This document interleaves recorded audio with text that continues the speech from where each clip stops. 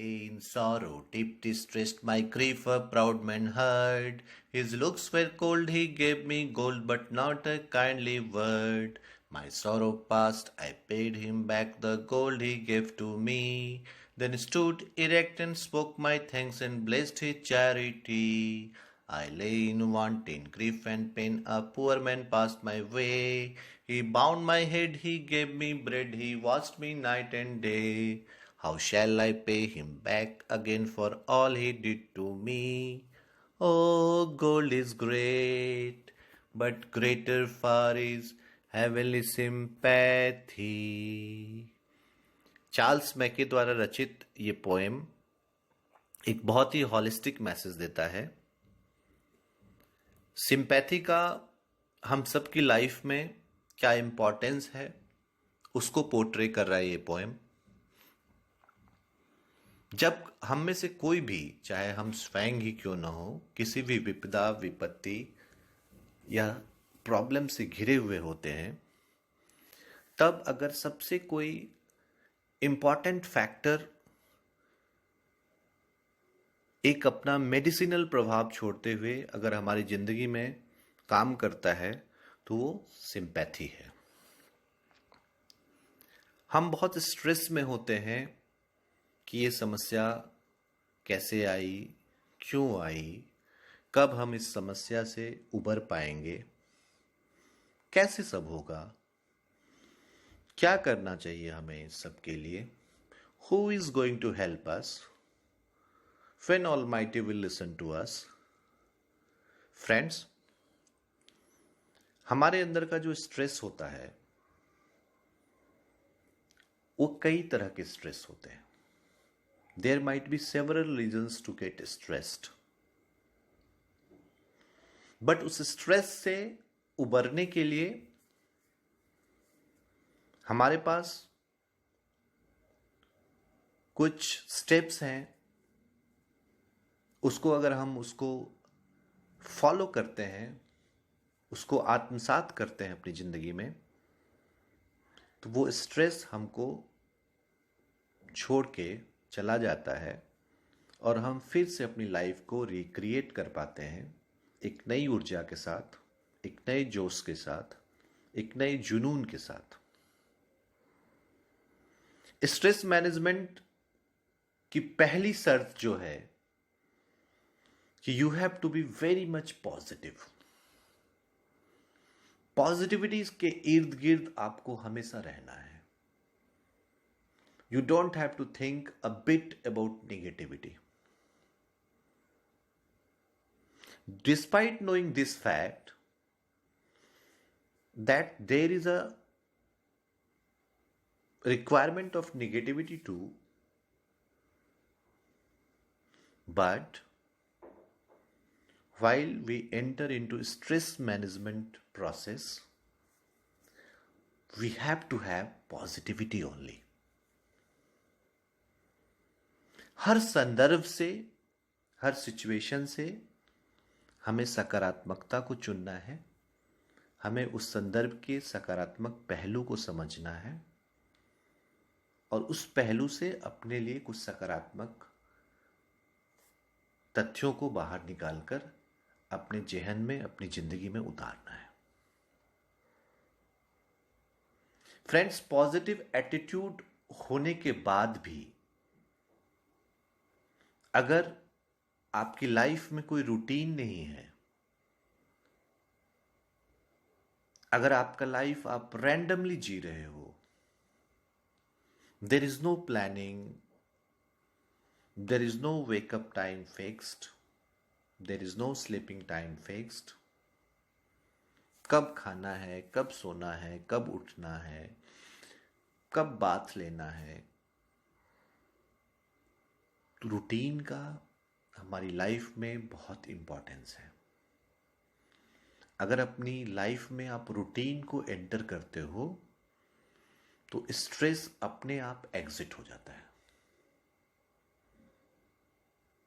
Stress को मौका ही मत दो। Stress is a kind of pressure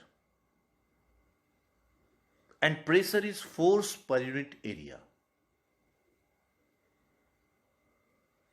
आप अपने एरिया को जितना बढ़ाओगे,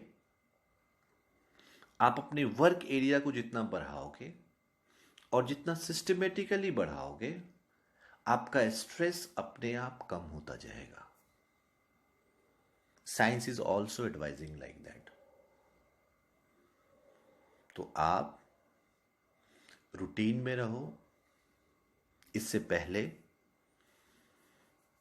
कि सूरज आपको जगाए, आप सूरज को जगाने की तैयारी में जुट जाओ.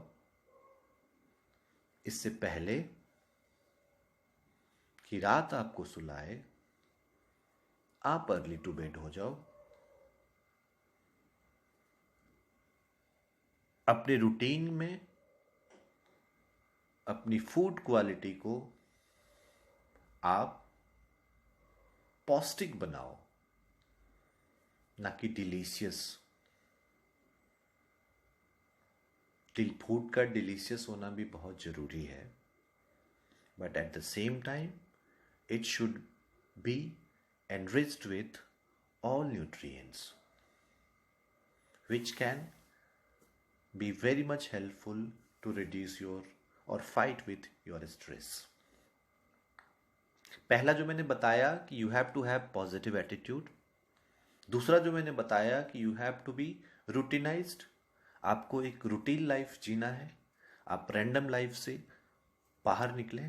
आपको रैंडमनेस को नो बोलना है. आपको रूटीन होके अपनी लाइफ को लीड करना है, खासकर तब जबकि आप स्ट्रेस से गुजर रहे हो.